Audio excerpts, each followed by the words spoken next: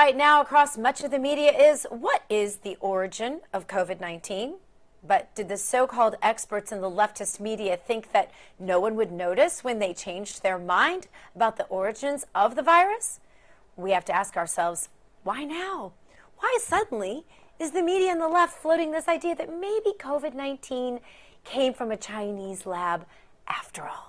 Now, for the past year, experts in the media called anyone a conspiracy theorist who said COVID may have come from the Wuhan Institute of Virology. And in fact, they would cancel you if you posted articles, even if they were significant sources with data behind them, on your social media.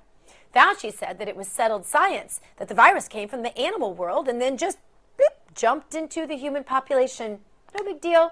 Don't be distracted by their hypocrisy, though. It's okay to laugh and to point it out and to remind the world that the left is as hypocritical as the day is long, but something doesn't add up here, and it's up to you and me to find out what it is and make sure they don't get away with it. And that's why we must examine the motivation of the left. They expose themselves every day if you just watch them. It's becoming clear that everything the left does and everything they say is for political gain.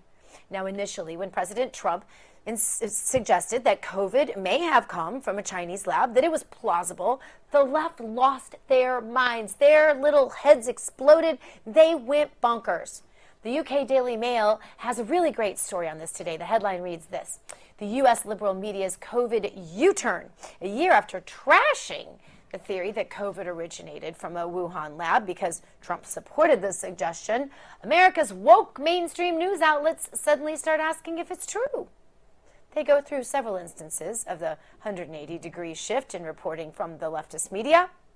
President Trump always said that he has been against building the wall, or if he had been against building the wall, then the left would have been for building the wall. And it's clear he's absolutely right. And he may have been right all along about this virus being a weapon unleashed intentionally or unintentionally by the CCP.